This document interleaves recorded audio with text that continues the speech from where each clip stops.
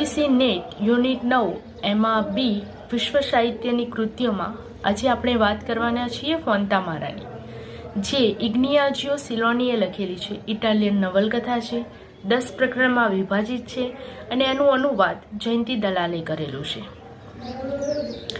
1933માં લખાયેલી આ નવલકથા, એનું કથા વસ્તુ જાણવામાં સૌથી વધારે મને મુશ્કેલી પડી હતી, પણ છેવટે ઓનલાઈનના જમાનામાં એ કથા વસ્તુ મળી રહી.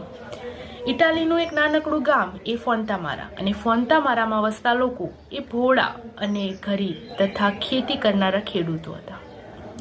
આથી જ તેમનું શોષણ એ સરકાર દ્વારા અને ત્યાંના શાસકો દ્વારા થતું હતું. સરકારનો નવો કાયદો હતો કે ગામનું પાણી એ પોતાના કબજે લઈ લે, મતલબ એમાં સરકારનો અધિકાર.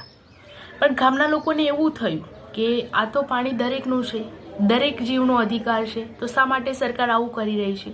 આથી ગામના લોકો, ફોન્તામારાના લોકો એ રૂલ્સ ઉપર, એ કાયદા ઉપર પ્રતિબંધ માટે વિરોધ પ્રદર્શન કરે છે, પરંતુ તે સરકાર તેમને દબાવી દે છે ધમકાવીને. ત્યાં એક ઉદ્યોગપતિ આવે છે, આઈ થિંક ફાસ્ટ્રિક નામે કંઈક ઉદ્યોગપતિનું નામ હોય છે, અને એ આવીને એ દિલાસો આપે છે ગામના લોકોને કે હું તમારું બધું જ પાછું આપી દઈશ, અથવા તમને જ્યારે જોઈએ ત્યારે મદદ કરીશ, એવા વગેરે વગેરે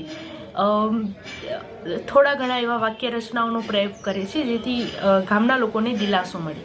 અંતે એવું ખબર પડે છે કે આ તો બધું ષડયંત્ર હતું, ઉદ્યોગપતિ કંઈ એમની મદદ કરવા નહોતો આવ્યો.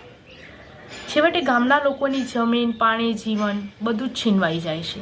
કોના દ્વારા? તો શાસકો અને સરકાર દ્વારા. એક યુવક બેન્ડ્રોઝ એ સરકાર સામે વિરોધ પ્રદર્શન કરે છે અને સમાજમાં થોડા ઘણા ફેરફારો લાવવાનો પ્રયત્ન કરે છે, પરંતુ છેવટે એનો પણ અવાજ દબાવી દેવામાં આવે છે અને અંતે આ નવલકથામાં એનું મૃત્યુ થાય છે. તો આ હતી નવલકથાની વાત.